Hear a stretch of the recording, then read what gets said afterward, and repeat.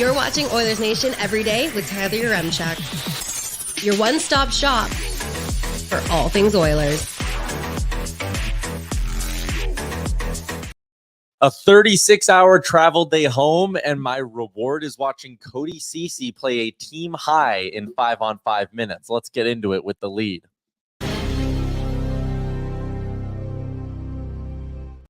Are you kidding me? I know. This I'm like, Mike. well, also, yes, you're Mike. You had a ton of time before the show to get that sorted. Cody Ceci plays a team high 19-13 at 5-on-5, going a full 1 minute and 39 seconds more than any other skater. Well, you've got to earn your minutes on this team, Tyler. And clearly, he earned it. Yeah. If earning it is being the worst defenseman on the team. You tell him, Liam, and careful with your guns. You might just break right through that table. Welcome into Oilers Nation every day, live from the Sports Closet studio, live on the Oilers Nation YouTube. Shout out Sports Closet, sportscloset.ca. Whoa, what the heck? We're still good, right? Oh, my monitor just turned off. All right, that's fine. That was spooky. Yeah, that was really spooky. Sorry, I'm just trying to get myself back into the mix here. There we go. I want to be able to see the chat. That was garbage. Boy. Ceci or just the whole goddamn thing, man. That's not even on one player. That's not Stuart Skinner's fault. That's not only Cody Ceci's fault. That's not only Darnell Nurse's fault. That's kind of on all 19 guys and the head coach. Like you can go through pretty much every single Edmonton Oiler and find something they did to cost them that hockey game. And it makes sense because when you get your brains beaten in for 12 consecutive minutes to start a period, after you come out looking like gangbusters, to come out and be that bad for that long it's mind-blowing. It's the most frustrating thing to wrap your head around, how we have this core group, and there are a lot of guys now who are involved in this core group. Go through the lineup and look at all the players who were here when we got swept by Colorado, who were here when we lost in 6 to Vegas, and are still here today in another Western Conference final. Think about the common themes in a lot of their losses. It's the same shit. Mm-hmm. It is the same shit every single time. This team, and I think it goes to a lot of things. I think it goes to their lack of strong depth players. I think it goes to the mindset and the way their star players carry themselves. They get too high on their own supply, Liam. They go out in the first period and they look unbelievable. Mm-hmm. And we sit there as fans, and I'm guilty of this, and I'm going, man, the Stars can't skate with them. The Edmonton Oilers are the better hockey team in this matchup. And you watch the way that they just threw it down the Stars' throat consistently in that opening frame. How many shot attempts? First period, the Edmonton Oilers sit there at 5-on-5, 25 shot attempts. Unbelievable.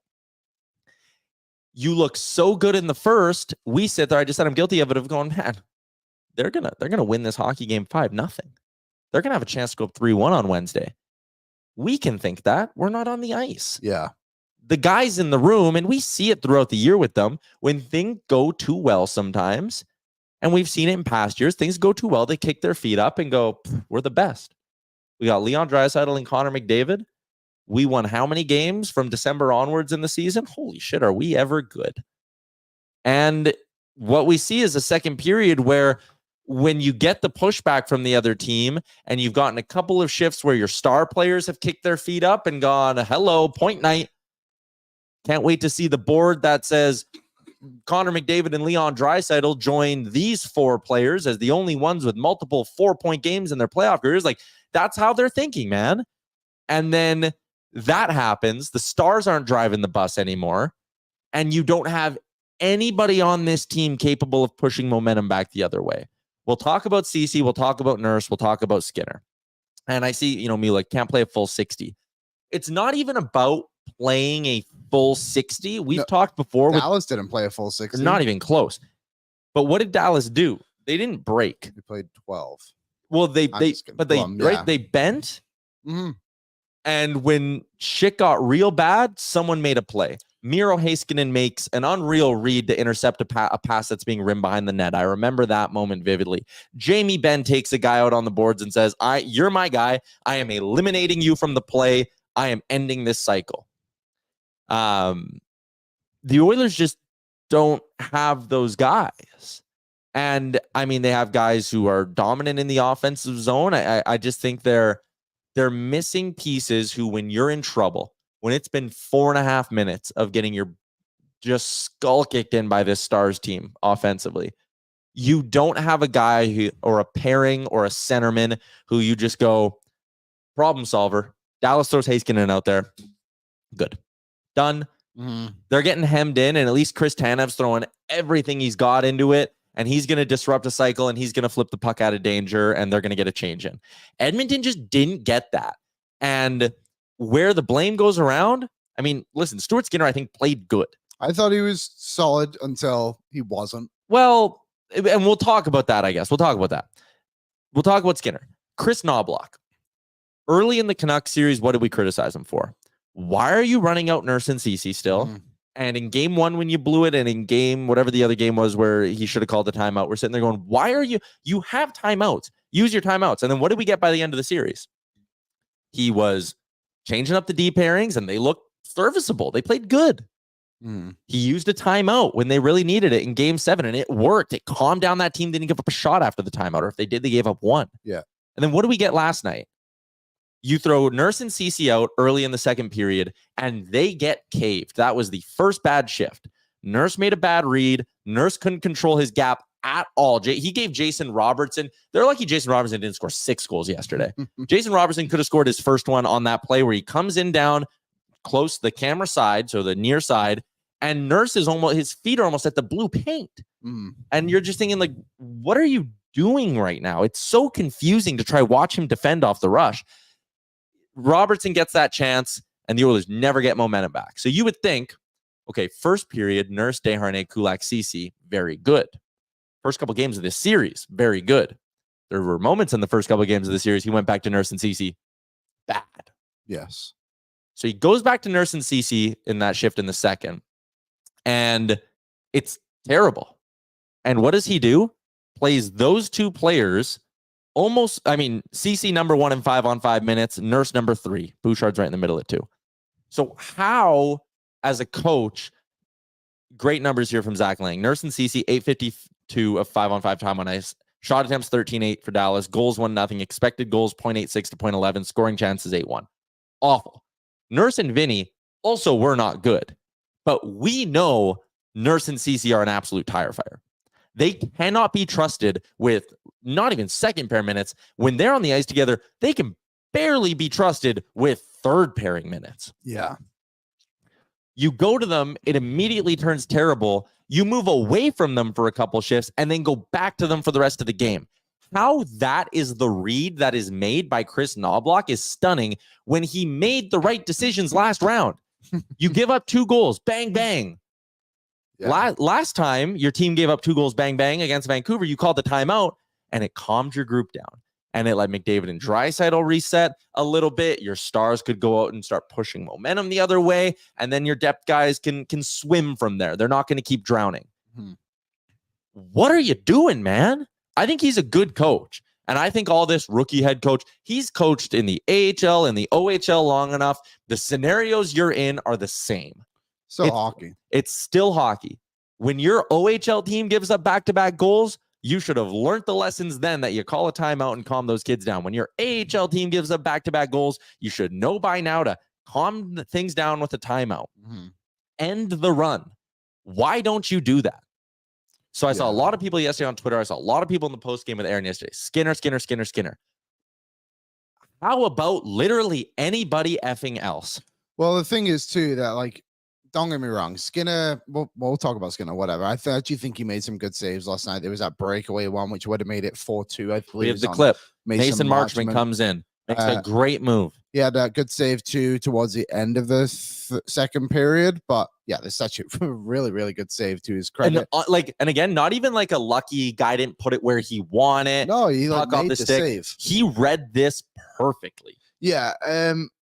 But just on the CC nursing too, like we saw it firsthand when we were in Dallas. It would have been game 2, and it's just pure chaos.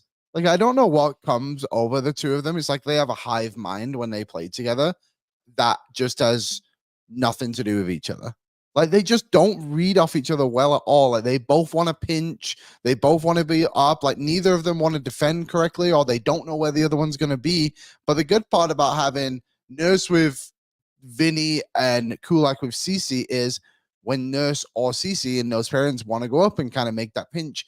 At least those other two games are a bit more defensive minded to like bring it back there, you know? So, yeah. But one thing I didn't like last night was that top line was out there for the first 2 goals against, and the second one was just pure chaos again. Like McDavid, how he doesn't get his stick on that Robertson shot, it's effort. And his guys falling around. It was just pure panic. So just to go to the Knobloch thing too, like you probably call a timeout right after this goal. And like, look, everyone's just falling. Like to me, it's complete just out of sync at that point. It's like this team is not where they are. They had played really well in the first period.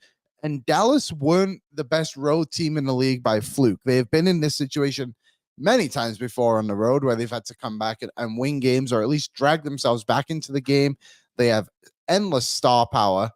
And Jason Robertson has kind of been a non-factor the first 2 games. And the Oilers, you know, you can say you woke him up, whatever. Like, eventually, he was probably going to find a way, either way we look at it, whether the Oilers helped him or not. But like, that goal for me, if I was Knobloch or even like Goalie, Stewart, Coffee, go anyone up to Nobby and be like, hey, like probably a good time to call a timeout here. Hey, like, Nobby, the guys are kind of losing it right now. Yeah, might want to calm them down. Let's tighten it up here. And you know what? Like, Nurse was bad in certain moments yesterday. Don't get me wrong, but like when the last game, I think would have been game 7, there was points when people were coming out and saying he did a really good job of actually getting the guys together as well and being like, hey, like we've been here, we've done this, let's chill out, everyone calm down. It's like, you need guys to step up and do that as well. But sometimes in the flow of the game, it's like not everyone's really listening to you as well, right? And I know that was more in the TV timeout, but either way, like a stoppage, like can just help your group breathe for a second. And again, people saying, what does Nurse bring? What does Nurse bring? Why does Nurse have an A from Eric Richards?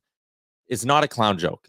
He's a part of that core. The guys like him in the room. He's a vocal leader. And I'll tell you, I think he's the vocal leader. I don't think there's a whole lot heck of else in that room where a whole lot of guys were stepping up and going, enough of the shit. Yeah.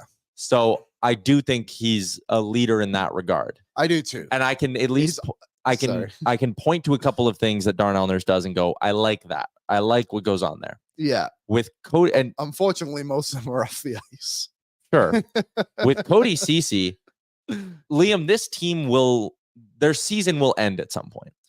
Yes. It might end with a Stanley Cup still, right? We're in the conference final. You're only down 2-1. You win the next one. It's 2-2, best of 3. Let's go. We'll be right back and fired up. And tomorrow will be a much more positive edition of this show. But this team's season will end at some point. The biggest positive will be that I never have to look at Cody Ceci wear an Oilers jersey ever again. And wherever he goes, he'll get a contract. He'll go to Pittsburgh for $1.25 million or some shit somewhere. I won't watch when that team comes to Edmonton. I'd never want to see him ever again. I almost, when he's on the ice now, I want to close my eyes and just be like, I'm done with this. This is terrible. But there's nothing. There's not an ounce of positivity. But do you agree that he's just different when he doesn't play with Nurse? And I don't know if that's a Nurse problem, a CC problem, whatever it is.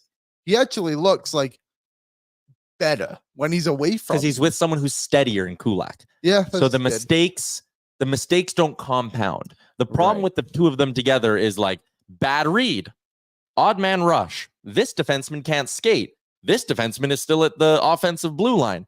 They're hemmed in the zone. This guy can't read a cycle or break it up to save his life. The other guy can't move fast enough to catch anyone on the other team. It's just like boom, boom, boom, boom, boom, banging pots and pans together and running around the kitchen blindfolded. Yeah. Like, so double underscore A. There you go. Says, where the so is DC the problem or is Nurse the problem? The point of this whole thing that we're doing for the last 15 minutes is that Darnell Nurse is not the only problem. Cody Ceci's not the only problem. Stuart Skinner's not the only problem. Chris Knobloch's not the only problem. The depth on the forward group is not the only problem. The Stars deciding to mail it in because they had a good first 20 minutes is not the problem. There were a lot of problems last night, everybody. Last night specifically, yes. That is the problem. I think, I don't know how to word this about everyone just absolutely mauling all over me. I think when you go and look at a lot of the goals that are allowed against us, not every single one, don't get me wrong, that fourth goal last night, I don't know why he was just stud flat-footed in that moment, but I think when you look back in this series, the problem kind of comes from the other guy who Nurse is playing with, and then he has to make it work that way. And hey, we can sit here and talk about the deadline, whatever we want, but whatever it is, the Oilers haven't been able to find someone in the last however many years, let's say 3 years, to play with Nurse, to make him look better, make him look just fine. But I don't think his problems end up in the back of the net. I thought you put it well when we talked about it before. He's just, the problems he makes just continuous. Skinner bailed him out a couple times yesterday too. Yeah, sure. That's fair to say as well. But like, you look back, like he's been on the ice for 3 goals against at 5-5. One of them last night was the Jason Robertson go-ahead goal. Yeah. The other one, I can't remember what the second one was, but the other one was the game tying goal against Dallas. Mm-hmm. I said that one was just a bit unlucky. So I think, I don't know. If a Nurse for me is obviously has to be way better, and he makes $9 million, whatever it is. Like, I don't honestly couldn't care less what anyone makes anymore. I'm so tired of that conversation because he just needs to be better overall. Like, he needs to find some offensive game too. We'll like, talk about the 9.25 in the summer when they're trying to points. trade him or whatever ends up. Yeah, we looked at the buyout today. It's probably not an option. Yeah, no. Listen, if you're gonna buy out both him and Campbell, yeah, the Oilers won't be able to sign players. yeah, maybe we don't go there.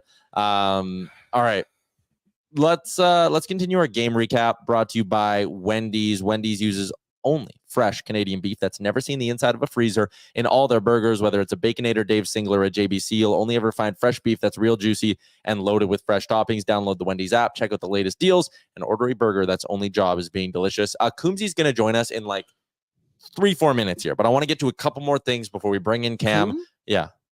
Oh, I thought he was later. No, Gazdic's at 1. Oh, Kumsy's at 12:20. Gotcha.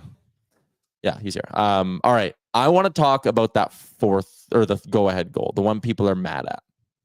Because and I know you guys have kind of labeled me the Stuart Skinner apologist. I've stood up for him, I think, a lot more than other people who talk about the team stand up for him.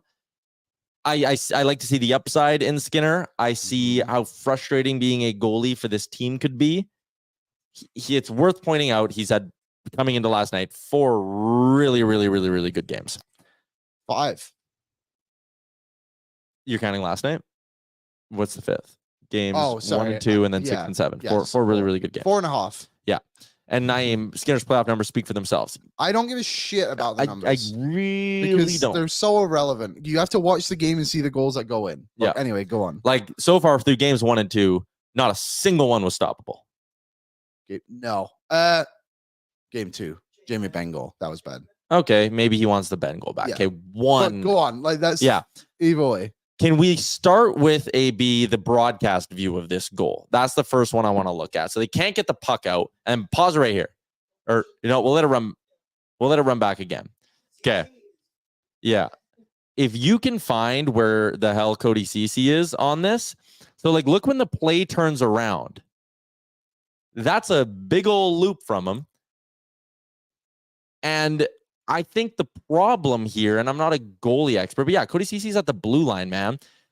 Darnell Nurse stays kind of in no man's line. I want to pause it again when Robertson gets the puck. Okay, pause it. Let it run a little more so Nurse is on one knee. Okay. So what is he effectively doing here? But I think the problem from Nurse comes earlier. Really?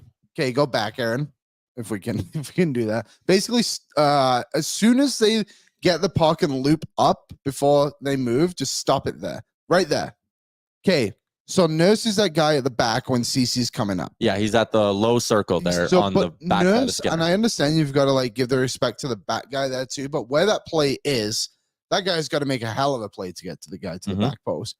He doesn't move. That is his position for the next 2 seconds. There you go. Move into the middle. Look, where's the closest star? 8 feet away? Like either one of them. If he put his and Nurse is a big man. put his stick out full length. You couldn't touch either star. No, with it. That's what I mean. So he should have moved into the ice way sooner than he did. And Ceci, like, granted, like, what is he doing? But they're clearly, I don't know what kind of defense they're doing, but Draisaitl should also maybe see that Ceci, I don't know. It's just an absolute mess.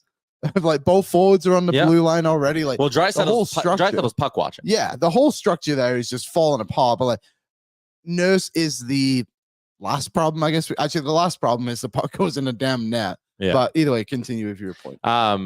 So again, just when Nurse goes down on one knee there, part of the problem, I think, with how he plays this is,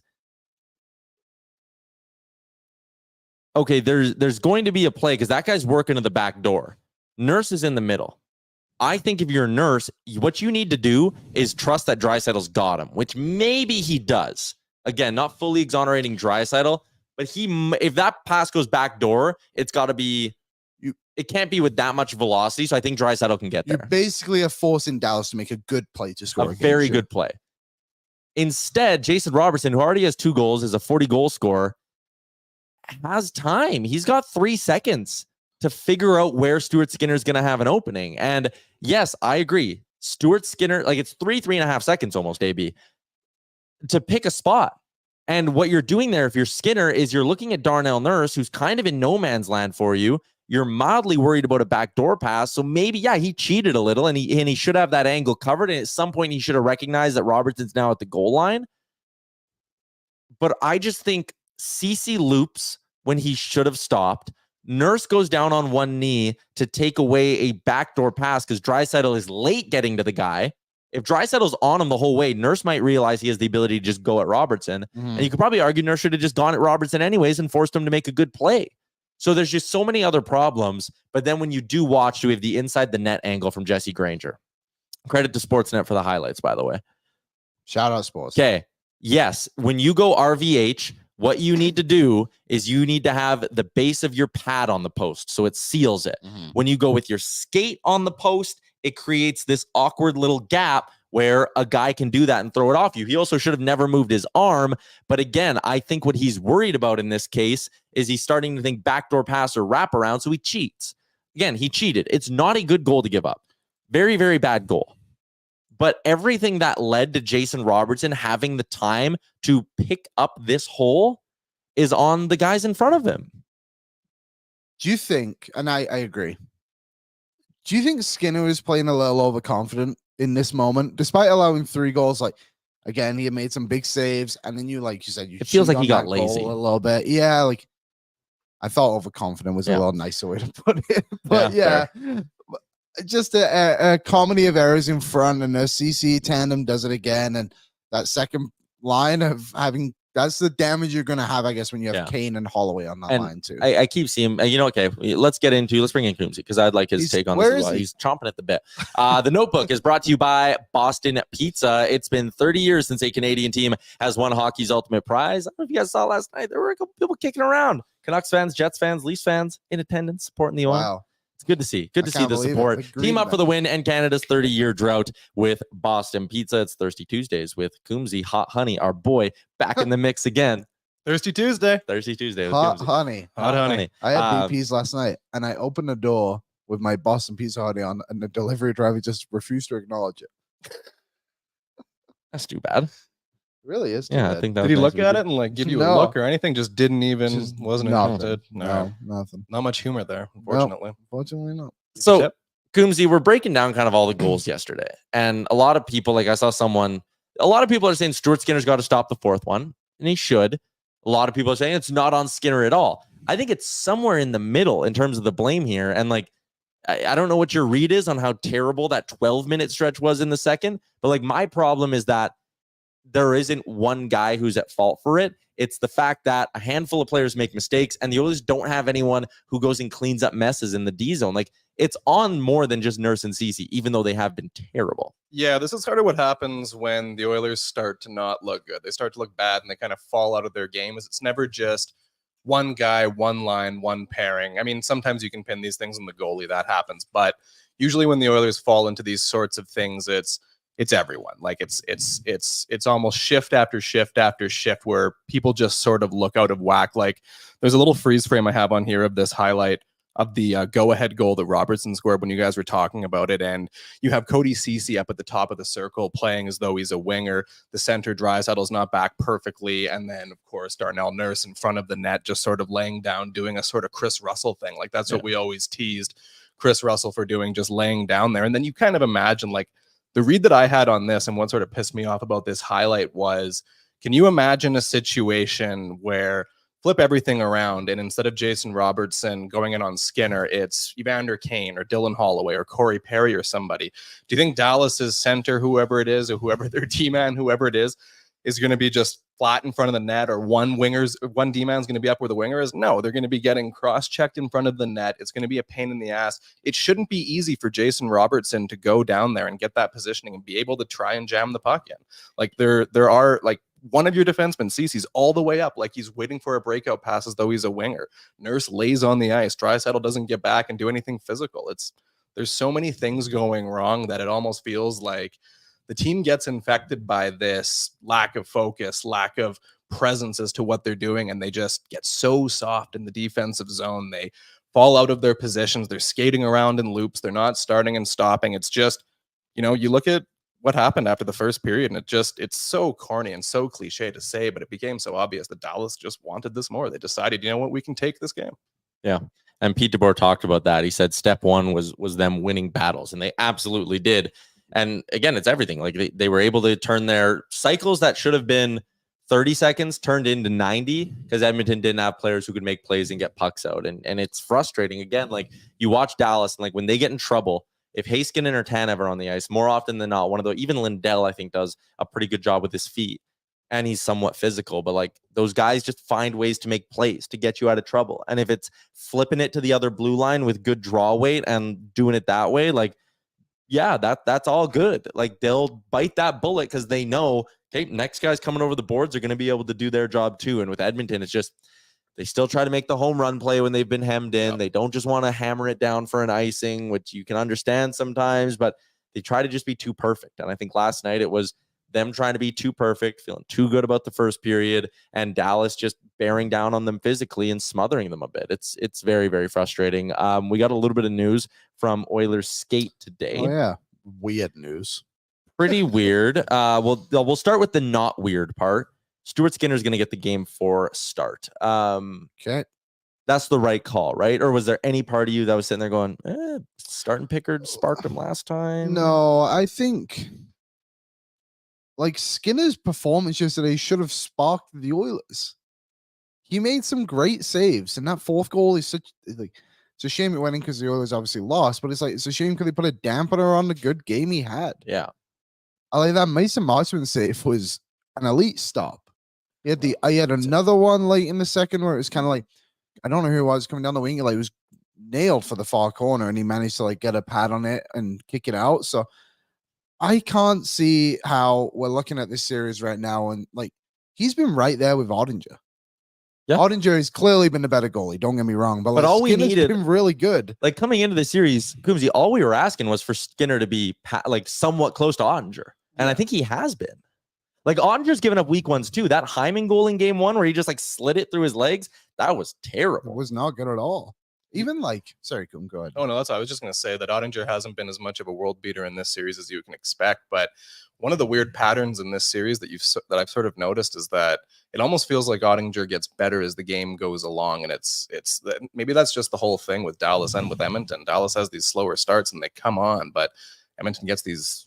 They start off better and then they lose it, and that's the same case with the goalies. I felt a lot like it didn't feel like whenever the Oilers had any pressure in the third period. I mean, they didn't have very much. They didn't get very many chances at all, but it looked like Ottinger was completely locked in. It looked like he was unbeatable in the third period, whereas earlier in the game, that wasn't the case at all. But he came in for the third period, just a complete brick wall. I think that first goal the Oilers scored might have been a weak one. Yeah. Those first period goals they scored, I don't think are. Ottinger doesn't look like an elite goalie on those goals whatsoever, but he's also not really allowing goals like that in the latter parts of the games. Yeah, like this one, like yes, you can argue that the shot's going to go wide, but also Hyman was stood there for a while. Yeah, like, he should have been aware that Hyman was there. Yeah, Hyman, or you think Ottinger again. That shot's not going so far wide. It's close for It's sure. close, but it's not going so far wide that Ottinger should be like, I can let that go. Like, Yeah. that's not a great goal for him to give up. Also, whoever's trying to tie up Hyman didn't do a good job of it. Yeah. Because again, they let him park there for 2.5 seconds. That's the thing. Like, obviously, we're gonna over analyze what the Oilers are doing, but like, I don't know. The Stars, like people were saying, like the Oilers are cucked. Like, I don't see it at all. I think the Oilers were well in game 2.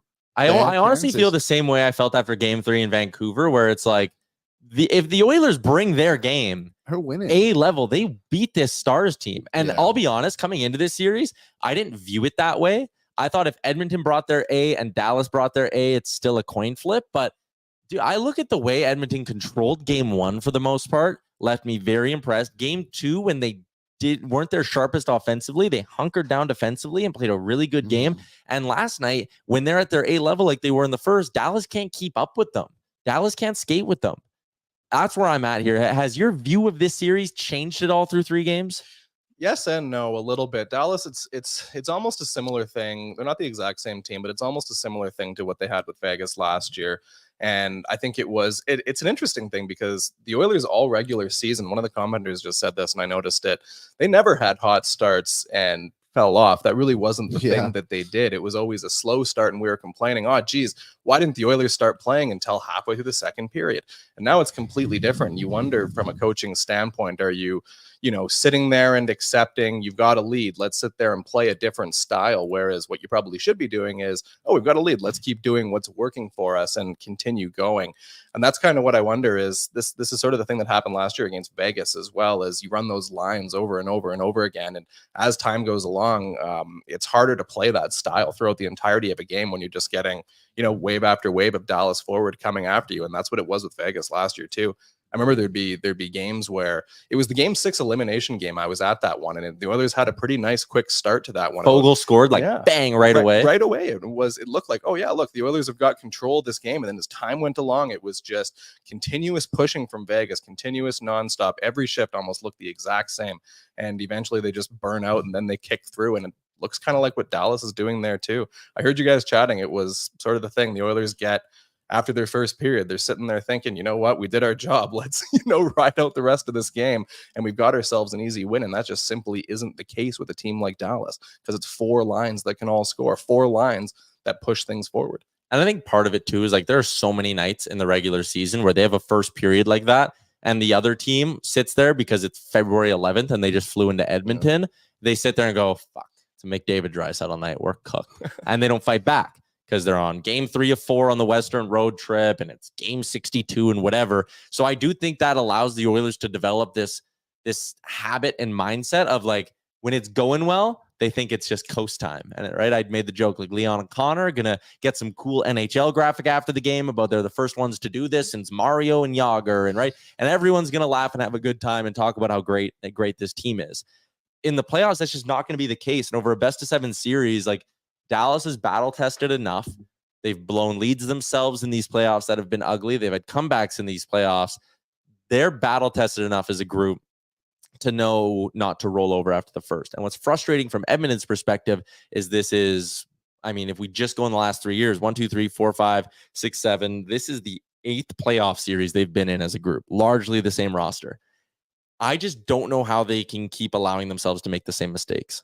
Yeah, it's the worrying thing about the Oilers is it feels like, and this wasn't the case in the Los Angeles series in the first round, they just blew past them, and that was what it was. But in the Vancouver series and how it's looking thus far against Dallas is the Oilers come out and play the best game they can play, the game we want to see them play, the game we know they're capable of playing, and what will lead them to win if they play this way. They only do that when their backs are up against the wall. Like the Oilers you win game 1, and then you get that tough loss in game 2, and then you have a chance to put yourself in that situation again, and then you lose home ice advantage because you've lost game 3. So now they're going to come into a situation, and it's not technically a must-win game 4, but it is. It's going to be very hard to win the series if you're down 3-1 going back to Dallas. So it's just this weird thing the Oilers do. They never seem to want to make it easy for themselves. It's not until they have to be desperate that they get to that spot. And it's a weird thing because why can't they just Why can't they see the opportunity there and make their lives easier for themselves? It's funny because McDavid literally brought it up after game 7. He was like joked about it,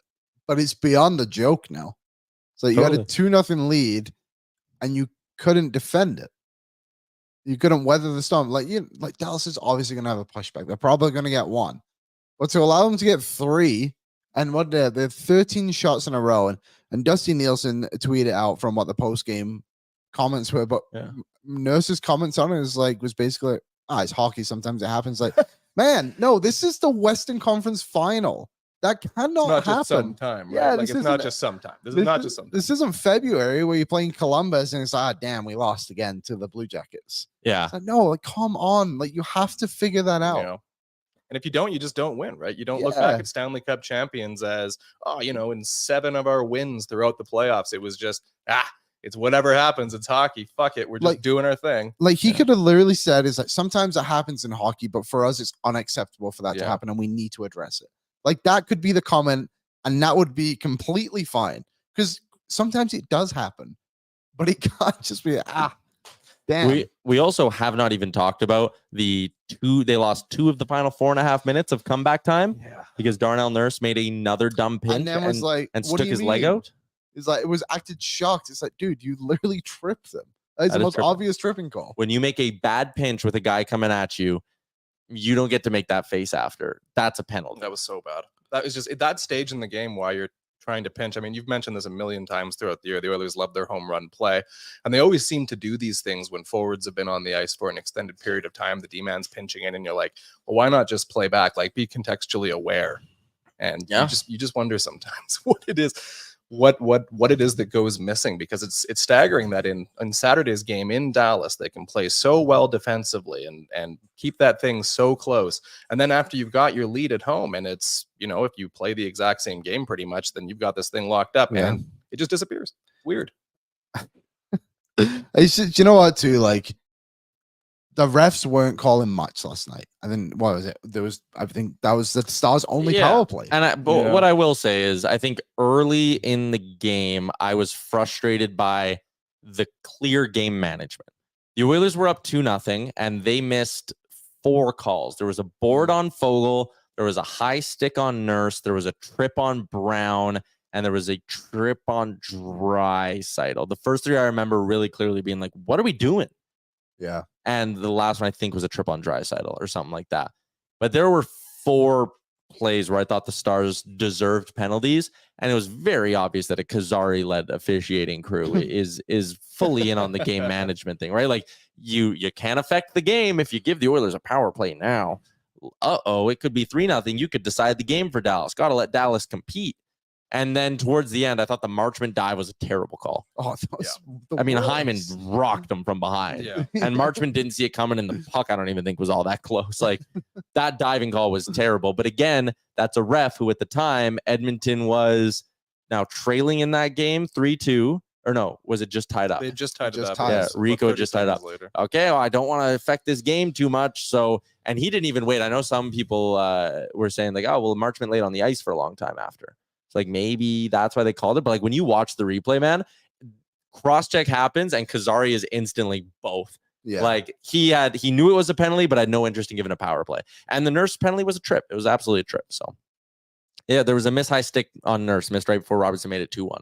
Yeah, there's sometimes on the blue line. I remember there was years ago. It was way back in the decade of darkness when it was the Taylor Hall era. I think they had him playing the point on the power play randomly, and the puck went back the other way, and it almost looks sometimes like Darnell Nurse is Taylor Hall playing defense, and it's like, oh, this is like a thought experiment. Oh boy, what do you think? So it was out there today. Knobloch said there's a good chance that Ryan McLeod gets back in the lineup tomorrow. Yep. Good call, bad call. What would you do? Let's look at the line. AB, do we have the DFO lines from last night? Yes, we do. Okay, let's take a look at this so we can have the visual for it. Henrique didn't skate today. McLeod was back with his line of Fogle and Brown. Actually, do we have the practice lines even? That might be better just to give us a thing. So McLeod was back with Fogle and Brown, Carrick with Janmark and Ryan, Perry up with Gagne and Holloway, but as Tony Broad put here, symbols denote likely placeholders because there was no Kane, no Draisaitl. They'll play, but like Adam Henrique wasn't skating. He did make a comment after saying, I forgot to include Henrique on this. Okay. So Henrique was out for whatever reason too. But what do you, so Knobloch says McLeod's likely drawn in. I thought Connor Brown was the best Oilers forward last night, Yeah. which is a mild problem, but okay. Who are you taking out? Is it Sam Carrick? Is it Derek Ryan?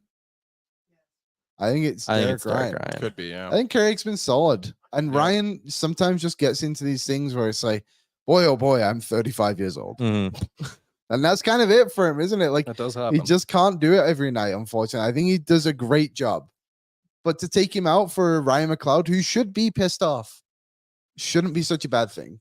No, I'm fine with giving McLeod a redemption shot, but again, maybe just a little bit nervous to do it after just one game out. I'm going to throw you an idea, Coombs. You let me know what you think about this. A lot of people are clamoring for Troy Stecher in the chat. Troy Stetcher's getting ankle surgery. He's done for the year. Which is Hilarious. How did no one... how are we here? Like, How what, has this not been mentioned for like 2 weeks? what happened? When did this, like, did this happen yesterday? Like, what, was he out for a walk and then fell, or What? He hasn't Ugh. he hasn't played. been on the ice in weeks? Since the last game of the season? This And is he- the most casual tweet, too. Yeah. For those asking. Oh yeah, our number 7 D man. We're in the 3rd round of the playoffs. No one's talked about him in like a month. Hasn't played. since Hasn't Colorado. played, so where did he hurt it? To me, no, I shouldn't even say it. I was just gonna say, it reminds me of the time before they got swept where Derek Brassard was like, I'm out. They played Holloway and he was like, see you later, haters. And he dipped. And like, to me, it's like, Troy Stecher, if your ankle was that bad, how did you play at the end of the regular season? Is he doing ankle surgery now because he wants to be ready for next year? So the next guy they have on the list then is Phil Kemp as a right-handed D man, or I guess Broberg on his offside. Which brings me to my idea. Flash up the lines. Are you not real tempted to go 11-7 tomorrow? Because I think if you want both Henrique and McLeod to be in the lineup, Mhm. I don't want McLeod being a center. I want Yeah. McLeod on the wing. And I don't want to play Henrique. Let's say you take out Derek Ryan. I'm not playing Henrique as my 4th line winger. I'm not playing Henrique on the wing with McLeod and Fogle. I'd play him down the middle. But again, you think they would have practiced with maybe McLeod on the wing today. I'm not moving Holloway because he was still very good last game. So my thinking here is that if you were to go 11-7 tomorrow, okay, top line's the same, second line's the same, third line is Henrique down the middle, and the wings are Fogle and McLeod, and then at least your 4th line can just be Brown and Janmark as a duo, and you can give them shifts with Draisaitl, McDavid, and even Henrique. And then you have Broberg, who can at least alleviate some minutes from the Cecis and Desharnais. If you flip Kulak over, if you flip Broberg over, whatever, but you at least have an insurance option. Are you tempted to go 11-7 tomorrow? Yeah, I can see the justification for it. I understand, but I don't feel like that's going to be a Chris Knobloch move. There hasn't been enough 11-7 in the Knobloch era, really, and also Broberg.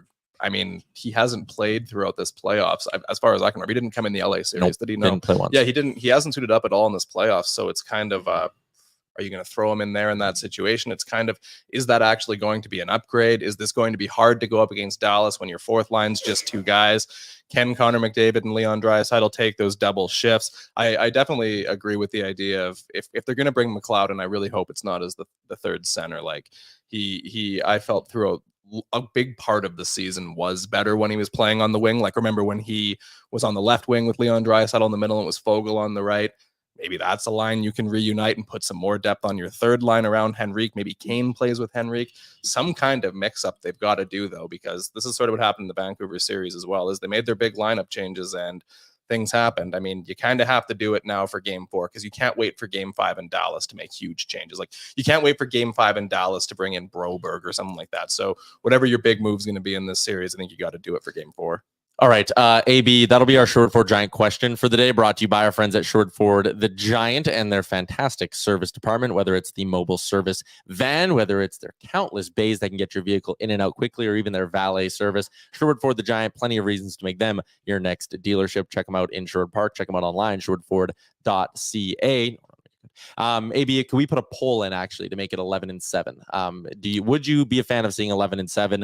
Liam, interested for your take on the idea. I know Calvin Pickard in the chat said I couldn't tell you the last time Nobby did it, so I doubt he will. He hasn't. The Oilers He haven't. did it once.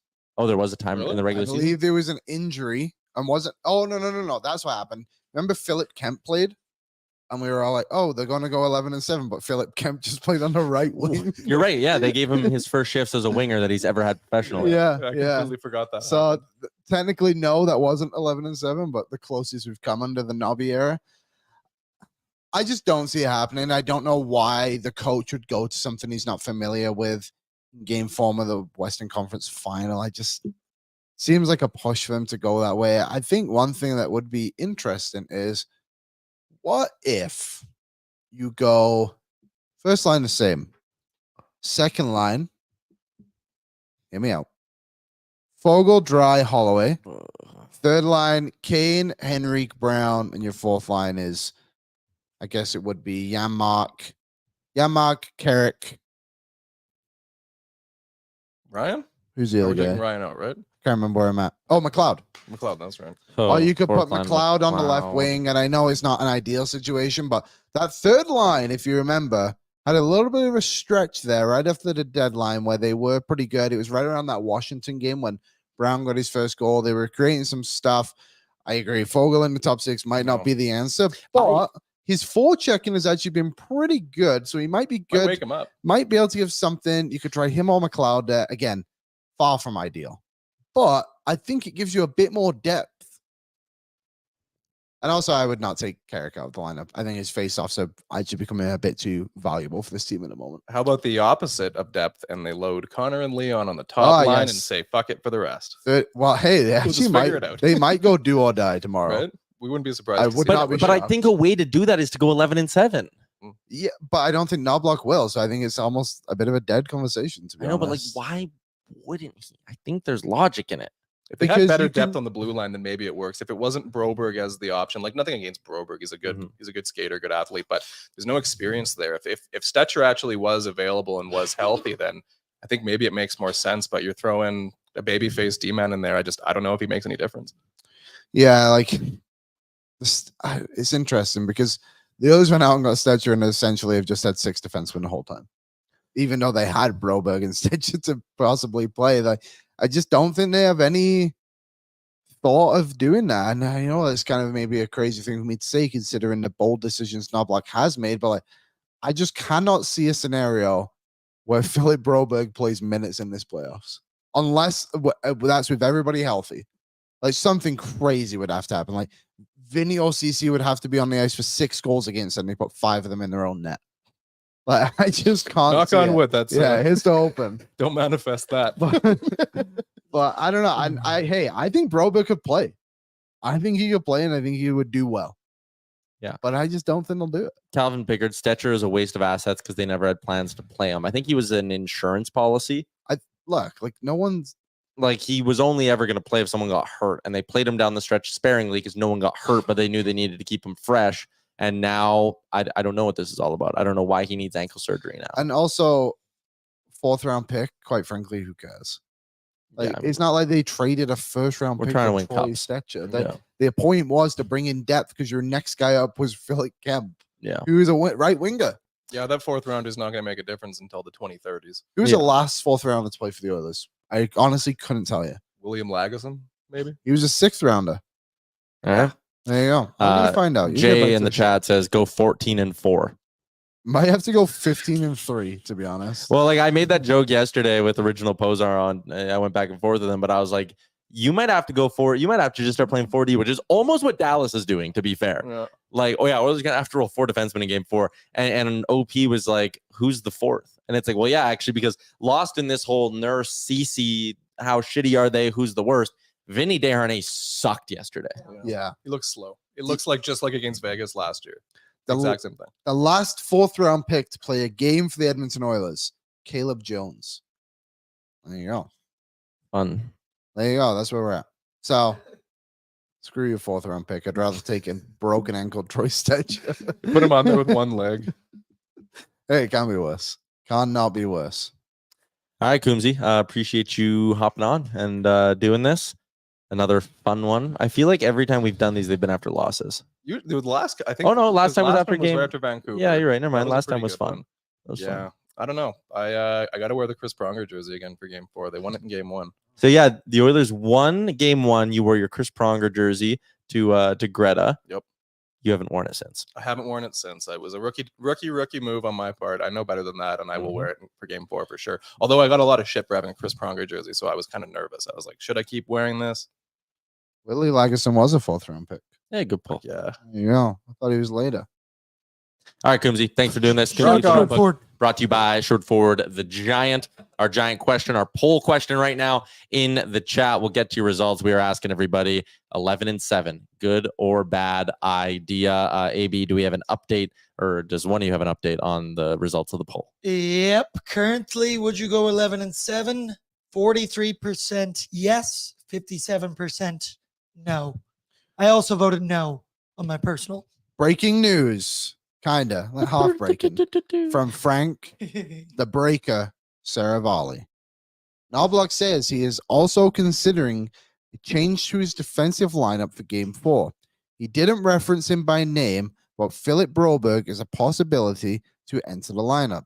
Oilers' 6 defensemen have played all 15 games so far. They've only tinkered with the pairs so far. Double so far, though.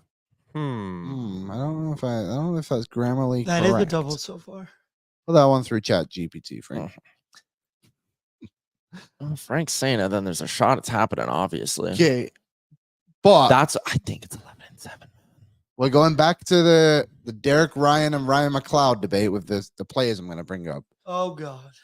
But it's between Ceci and Vinny, and I don't see them taking out Ceci, who would be McLeod in this scenario. We also didn't see them taking out McLeod, though, yeah. Well, I don't think that was as Except for crazy as Jay. what this one could have been. See, Ceci's so... I don't know. I don't want to get into that whole debate again, but he's actually been like not awful with Kulak, where Vinny seems to be sinking. Oh, my God, but then you're going Nurse Broberg, and Or they've never you played going together.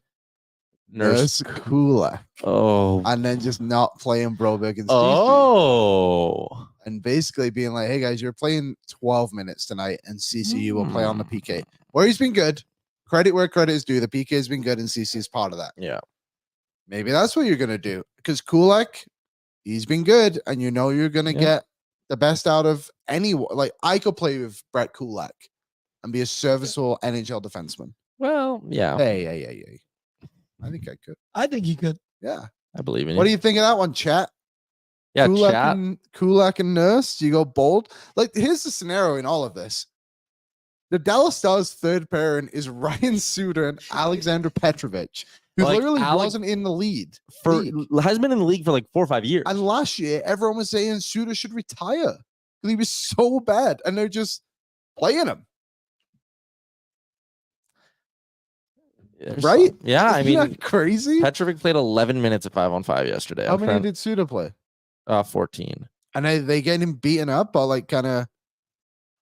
Is this With Petrovic on the ice, they outshot the Oilers 6-4. Suter on the ice was 7-7, but outscored 1-0. So hey, that's the one that counts.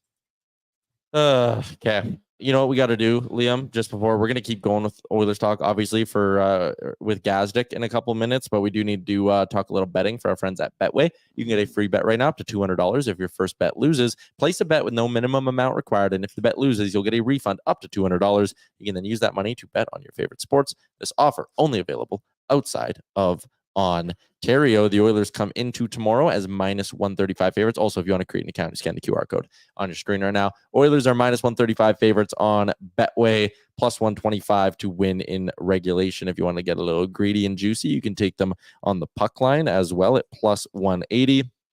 Man, looking at this game, like tomorrow I'll probably be more confident because the sun will come up another day and it'll be a game day. We'll be live at Short for the Giant. We'll get all excited. Oh, Sherbucks. Yes, we'll get our Sherbucks. How could we lose? Never lost a game when we go there.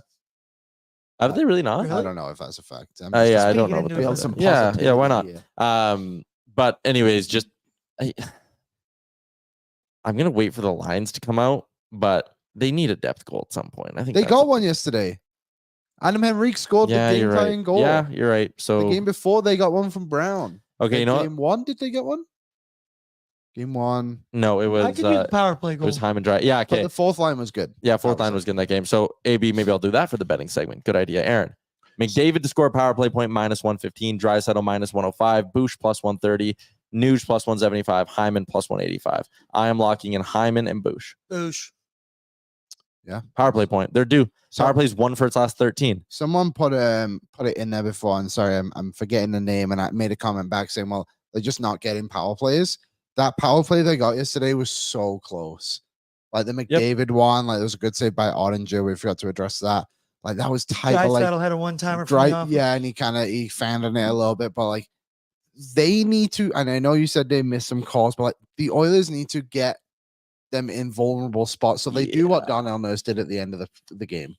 Stuff like that. Like they need to find ways to get themselves on the power play too. Force the refs to make an obvious call, which can be difficult. Steve wants me to get the romper out. Oh, Do we bring back your romper, Chuck, for a almost must-win game 4? I'll make a poll. yeah. What? I guess you'll have to tune in tomorrow on the show to find out. Actually, from Sherwood Ford. In the romper. I'll Is bring- that what this city needs? if Tyler does that tomorrow, I'll bring my bananas. Do we just go full-on homers for a Short 4 Giant game day? Well, yeah, we do it every other day. Yeah, that's pretty much all we ever do. Okay, we have a serious segment to get into, so we got to dial it in. No more nonsense. I know you keep wanting to talk about the Dallas Cowboys cheerleader locker room that we You saw. gotta get off that train right now. No? Okay, I'll move Guys, on. know what happened? You literally screamed like a little girl when we Oh, walked in. You're like, God. oh my God, we're here. What I've been waiting No, for. you kept being like, Tyler, take my picture here, take my picture here. I was like, Liam, it's a little creepy. Enough. Let's get into the Star Mechanical Guest Line, Edmonton's #1 plumbing and heating company, and it's been that way for the last 20 years. You can check them out online at starmechanical.ca to find out more about what they can do for you, whether it's residential, commercial, or with 24/7 emergency service. Luke Gazdic, former Oiler, former NHLer, host of the Mitts Off podcast and Sportsnet analyst, joins us on the show. Luke, we're trying to laugh our way through the pain right now, but that was a tough one last night. So let me open with this, and maybe it's a difficult question to answer. Podcast listeners, it won't make a lot of sense to, but for those on YouTube, let's say there's a meter, and on one end it's Dallas came out and pushed real hard, and on the other end it's Edmonton blew it. Where do you come out on that meter? Talking second period, I'm guessing. Yeah. Dude, Kenny Reed asked me on the post game last night. So I like sprint down after we go off air and I jump in the seat and he asked me the same question. He goes, how much is it Edmonton collapse versus Dallas being good? And don't give me that little bit of both answer. I said last night it was more Dallas. And, you know, I had to go back over and watch a ton of tape from yesterday, and I still give it to Dallas, man. Like I do want to give you it's a bit of both, but holy did they come out flying. Like whether it was Jamie Benn going forward off the draw in the opening face-off and self-dumping and going straight down and going 1-on-2, playing the body. There was a segment from 18-22 to 16-42 where the shots were 7-0. I know it was 13 eventually, but they just hemmed them in, man. Like they were first on every single puck, loose puck battle, every freaking 50-50 puck was theirs. And so, yeah, maybe Edmonton collapsed a little bit. They got complacent. They started to sag, but man, like Dallas, the Stars were just flying. Yeah, and that is a big part of this as well. What did you make of Stuart Skinner last night? Because he's weirdly kind of divided our chat today. We're getting a lot of there is no way that fourth goal can go in. That cost them the game. I'm more on the side of he actually made a lot of really big saves. We talked about the Marchment breakaway that he stopped. He made a nice glove save when that game was still tied as well. I thought Skinner was pretty low down the list of players who were problems last night. Where did you come out on the goaltending? Yeah, good question, man. I know I'm going to my broadcast a lot, but whenever I have goaltending questions, I go to Kelly. I go to Kelly Rudy, and I usually kind of pick his brain. And he didn't have any problem with the first 3 goals because I didn't either. All 3 of them, yeah, you want saves, but I don't know. I thought he played well enough for them to win, but at the end of the day, man, it comes down to timely saves. And like that puck can't go in on Robo like that. It can't. Like that's the game right there. You not only need to make big saves, but they have to be at timely points in the game. And that was just the ultimate backbreaker. And from then on in, I thought he was okay. I thought he was, more on the good side, but all in all, man, people will just continually look to that goal and for good reason, man. Yeah. I got one more for you, and then I'll let you get to what you want to ask, Liam. But what do you do with the blue line? Because Nurse and Vinny weren't good in the early parts of that second period. I know they weren't great even in the first period. Going to Nurse and Ceci, I don't think that's an answer. We got Saravalli tweeting out now before or during our show that it sounds like Philip Broberg's a possibility for game 4. Do you play Broberg? Can you trust Broberg right now more than you trust a Vinny or a Ceci? What's the best pairings? I'm so lost with this blue line, man. So am I. It's been frustrating, to be honest. I actually thought they did a pretty good job up until last night, and even throughout the first period. Like, I had clipped a couple good defensive clips from Ekholm, one from Nurse early, and then it just seemed to fall apart. I don't love Darnell and Cease together. If you're asking me with the 6 they have, I would probably prefer to have Nursey and Desharnais together. I'm not throwing in Broberg right now. I game 4 against Dallas, 3rd round of the playoffs, I'm not putting him in. I don't know if that's the popular answer. I honestly hadn't even heard that. So what you're hearing from me is blunt, honest opinion and reaction. And I don't think that's the way to go. These are your 6. You are winning and losing and living and dying with these 6 defensemen. This is how you constructed your roster. Okay. So we are going to win with these players, or you're not. I don't think a Troy Stecher comes in. I don't think they look to do that. You figure out the pairs, you watch a ton of video, you work with these guys, you coach them, because this is it for you right here. Those 6 guys you have up on the board, those 3 pairs have to get the job done. I think they can. They've shown they can. It's just temporary lapses in judgment and little small mistakes that the Stars capitalize on. It's turnovers. It's pinching when you shouldn't pinch. Stay inside your comfort zone. And this is what we're working with here. So to me, it's falling on those 6. This is how they've built that blue line, and you got to make it work. I just quickly want to jump in because, again, we've had news come in during the show today, guys. I know you're busy. Jason Gregor tweeted out during our show, apparently Troy Stetcher's having ankle surgery and he's done. He hasn't played. I was not aware of that. Yeah. Well, our chat people are still in our chat being like, why aren't you talking about Stecher? This guy hasn't played in a month. How does he need ankle surgery? To me, like, and this might be wildly unfair, and this might just be an outsider dude who shouldn't be taking shots, but like, this feels like a guy who's sitting there going, I just want to be ready for next year. I'm good. I know I need my ankle done. I'll get her done now. Like, I don't know. That's confusing to me. Yeah, that's an interesting scenario because he might have brought something over when he was traded from Arizona. He could have already been nursing something, which I don't know if this is insider info, but I think he was. I don't know if that's public or whatever, but he might have also been told, like, hey, you have no chance of playing. Like, if he is nursing an injury that was bad enough that he stopped skating, this might be a team forced decision. I don't know of any player, or if the situation would be the player being like, hey guys, if I'm not going to play, let me get this done. Every single player that I can think of up the top of my head and that I, would have crossed paths with, they would hold off that surgery with the likelihood that they get 1 game in these playoffs. They are not electing to go do a surgery if there is even a small chance of them getting in a Stanley Cup playoff game. So that could have been team mandated for sure. I don't know what's happening. I don't know if they're like, hey, if someone gets hurt, it's Phil going in, but they don't have a whole roster of defensemen. Maybe he's down in the depth chart. I have no idea, but that sounds like it's coming from management, to be honest. So the Oilers, Chris Knoblauch specifically made the decision of not playing Ryan McLeod last game, but now it's this talk about him coming back in. So my 2-part question: 1, was it warranted not to play him yesterday? And 2, if you were to bring him back in, where would you put him now? Because Henrique came in and scored a goal that was pretty crucial. Yeah, if Henrique's healthy, you're not taking on Henrique. Sorry.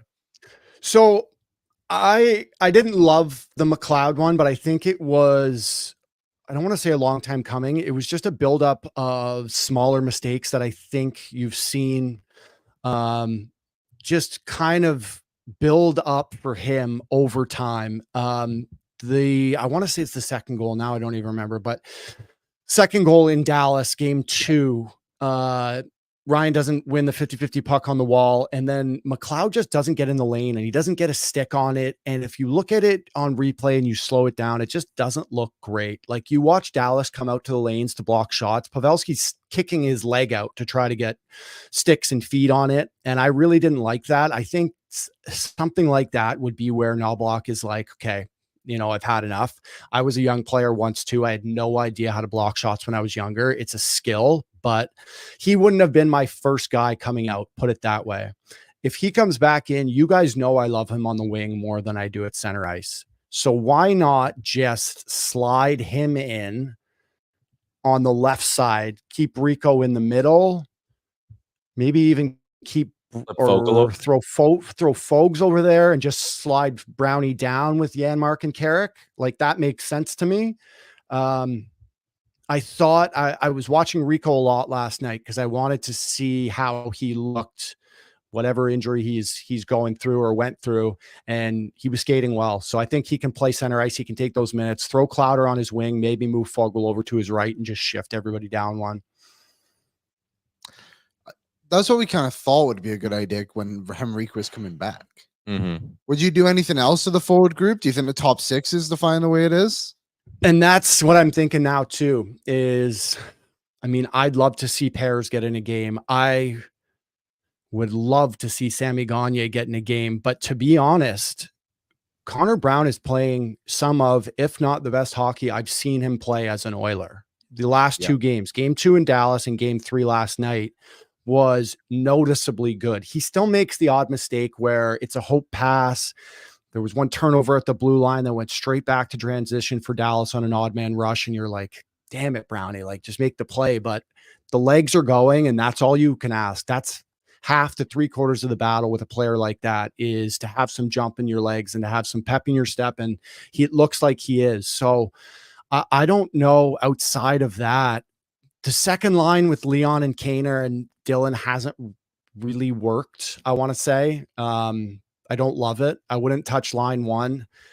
It's that middle of the lineup is where I think Knobs has some work to do. L1 and L4 to me, outside of Derek Ryan, maybe slide Brownie down, but the middle of that lineup is something that Knobs has to work on. And I said this last night on the broadcast, but I've kind of learned to trust his intuition. He seems to have a very good sense and what we call pulse of the team, who's going, who's not, who plays well with who he's seen have chemistry before in the past, who he thinks might have chemistry in the future.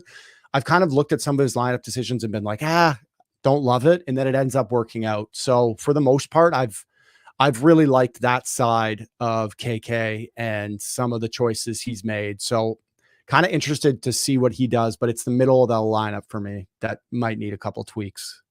All right, I got one more, and it comes in from the chat, so we'll make it our Great Clips question for the day. With more than 4,400 hair salons throughout the United States and Canada, Great Clips is the world's largest hair salon brand and official hair salon of the NHL. Salons are locally owned and operated, and your time is valuable, which is why you can use the Great Clips check-in app. See the wait time, check in on your phone, get a haircut when you want. GreatClips.com, Great Clips. It's going to be great. Luke, this one comes in from our boy JT, who wants to know, how can the Oilers be so good on the PK but play so poorly 5-on-5 when they have the extra player? Is there anything you notice in the way their defensemen attack or their forwards attack that they do lose when it gets to 5-on-5? I mean, another simple answer to this is you can't ice the puck at 5-on-5. But anyways, what do you make of this question from JT?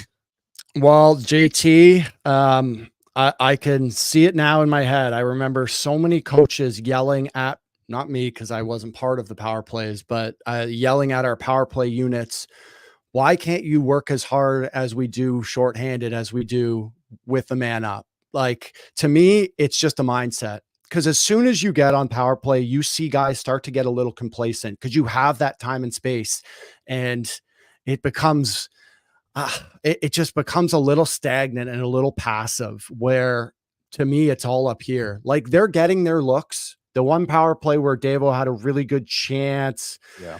It's not shot first mentality anymore. Bouchard walked right down Broadway and could have fired a Boosh bomb and passes to Draisaitl in his spot. And it's just like, you'd love to see them shoot first a little more, but PP is all the mentality, man. And it's outworking. You should never, ever, be outworked with a man up. I simply think it's just, it's a mentality, guys. And they don't really have it right now. Power play struggling, PK red hot. The one thing, and this is where I'll end with you, Luke. Like, I came into this series against Vancouver. I said it with you. I said it 100 times on the show. I said, if the Oilers are at their A game, even B+ against Vancouver, but A game, they're winning that series. And what we saw in game 6 and 7 was pretty damn close to their A game. Coming into this series against Dallas, I was a little bit more like, even if the Oilers are at their best, they might not win this series. After watching how they played in game 1, watching how good they were in the first period, I'm back on if the Oilers bring their A game, they're winning this series. Like, again, it feels like, not that Dallas is a great opponent. I'm not trying to take anything away from them, but if Edmonton's at their best, I think they're the better team here. Has your opinion on this matchup changed at all through 3 games? No, I agree with you, man. They're not starting to, but they're playing a bit of a different brand, whether it's close hockey games. I think there's been a ton of hype coming in on Dallas and their transition and their goal scoring ability. But what it comes down to is just some solid goaltending. Your top of the lineup's got to be good. Roll through all 4. They are the better team in this. And you know me, I'm always glass half full here. This isn't 3-1. We're not going back to Dallas for game 5 yet. They can go win a hockey game tomorrow night and it's a series. At the end of the day, man, like people said, I think they lost the game in the second period yesterday. It was 3-3 going into the third. They could have found a way to win that, but I still think at the end of the day, they are the better hockey team. And as long as Mr. Stu can make some big timely saves and they can get a little bit of scoring from everywhere in the lineup, I think they're going to be just fine. But they have to be good. There's no off nights. There's no off periods like that yesterday that are going to cut it. When we have you on next week, whether it's Monday or Tuesday, there are 3 outcomes. Okay. Oilers have 1-6, the season's over, or we're getting ready for a game 7. And all 3 of them are incredibly spicy. Gaz, appreciate your time, man. Thanks for hopping on. Thanks, fellas. Yeah. Luke Gazdic from Sportsnet. Mitts Off Podcast as well. Give that a listen. Yep. Connor Brown has been really good. Yeah. I was thinking about it when he said it. Probably game 5 onwards against the Canucks. He's had probably 6 great games in a row. Playoff Connor Brown. Don't underestimate He had that assist to Yaremchuk. The penalty kill was good in both games. Every game. Clutch back check in game 1 or 2, if you remember. Game 2, he had the goal. Last night, he had the assist on Adam Henrique. Like, he's done really, really well. And, we've spoke so much about the depth hasn't showed up for them, but, Brown, Yaremchuk, Henrique last night, they've done a good job. It is basically Bogle and McLeod who don't want to do anything. Mm-hmm. And here we are talking about them maybe playing on the second line with Draisaitl at some point. Here we go. Playoffs. Yeah, we're and listen, hey, they could come out tomorrow and they could lay the boots to Dallas and win that game 5-1, and you will not believe how excited we'll be on Thursday morning doing this show, right? That is the playoffs ultimately. And right now, game by game just changes so much. Right now, you're staring down the barrel of having to beat this Stars team 3 of the next 4 games. Yeah. If you want to move on. And guess what? They can do it. Yeah, they absolutely can, but it's a tall order right now to be like, you have to now at some point win back-to-back games in this series. That's tough. That's real tough. Yeah, I think it's the playoffs, though. The Western Conference Final, they should be tough. Yep. It's going to be a battle, and sometimes you're not going to have your game. Look at that game Florida and the Rangers played the other day, and granted, the Rangers were not the better team and came out with a win, but sometimes the game is just the game, and it's weird. Yep. All right. Okay, Darnell. I want to introduce everybody to a new community partner we have on the show. Wanted to get this done before we wrap up the program today. We do have to end the show a little bit earlier, but it is the Logan Hunter Memorial Fund. They are hosting a charity golf tournament, the Logan Hunter Memorial Golf Tournament, on July 11th, coming up in about 6 weeks, 5-6 weeks, and they need some help pushing registrations. All proceeds going towards supporting local community initiatives, organizations. It is July 11th. It is out at the Quarry, which is one of, if not my favorite course in the Edmonton area. They're raising funds for many local organizations in the community. You can register for golf as a sponsor by visiting their Facebook page. There's also a link in their bio on Instagram at the Logan Hunter Memorial Fund. And actually, Aaron, I think what we could probably do is just take that event link right now. We're going to put the event link for this one in our YouTube description of today's episode as well. So we're always excited to help out with the Logan Hunter Memorial Fund. July 11th is their golf tournament. The link is in today's description of the episode. So go give it a link if you think you could be able to help out. All right, Liam, it is up. Perfect. Wrapping up today's show. We're going to talk about it. What happened? Oh, our travel? Yeah. People have, it's been, people. Okay. So if you didn't follow the action, or if the action on our Twitter was a little confusing, here was our path home. But 1 second, before we get to that, the turning point, arguably, was when we met Bryson DeChambeau. Everything was going so good. The Oilers were playing well. That moment. We were having a good time. Mm-hmm. And then while we're waiting at the top of our section, Bryson DeChambeau was sitting in a suite. For some reason, he just emerges in our section. He was actually above our section, higher than we were. Section 304. And we looked and we're like, holy shit, that's Bryson DeChambeau. Why is he up there? And then I was like, well, we got to ask him for a picture. Mm-hmm. So we got our picture with Bryson, which was awesome. If you would have asked me before this weekend who my least favorite professional golfer is, it would have been Patrick Reed, then Bryson DeChambeau. He's moved up the list now because he stopped and took a photo with us. Very, very nice. Very nice. Yeah, I tweeted out that he's would like welcome him to the bandwagon. Yeah, and a lot of people were like, "Oh, idiot." Yeah, I know he's a Stars fan. I was making a joke. He posed for a picture with 3 guys in Oilers jerseys. It's funny. So we met Bryson, and then everything went to shit in the hockey game. And then like a great smile. Yeah, he was very nice. I'm a Brooks guy. Nope. So anyway, from that moment on, obviously the Oilers lost the game. We then the next day we go to the airport. So our date, we leave our hotel at 8:30 in the morning. We get on our flight from Dallas to Nashville. We had all been upgraded to the front row of our flight home. So like we were seats stoked. 1A, 1B, 1C, and 1D, or however they work. That whole first row was me, you, BM, and J. Would have been awesome. So we sat free upgrade. It was insane. So we sat in the Delta Sky Club lounge because we had a 4-hour layover in Nashville. Free food, free drinks, whatever you want. So we're in Nashville, and the weather took a turn. It was really bad out there. It was very rainy, very black skies, and our plane got delayed. An extra 2 hours. So our 4-hour layover turned into a 6-hour layover, but it wasn't that bad because again, we were watching the Panthers Rangers. We were sitting in the lounge together. Like we're having a good time. And then all of a sudden we go to the gate and there's no plane.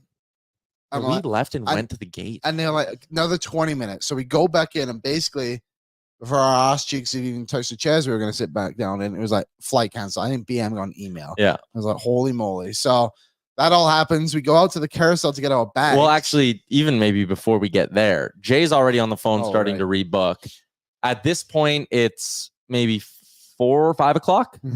5 o'clock Central Time. Yeah.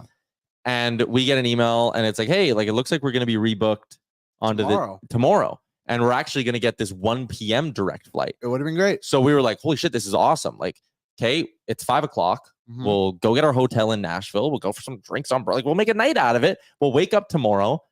Our flight will get us home 2 hours before puck drop. We're chilling. Yep. Within 10 minutes of being scheduled on that flight, we get another email. Your flight's been changed to 6 o'clock Central tomorrow. And then that's immediately like, well, that's a no-go. That's during the Oilers game. Like we got to be back for the Oilers game.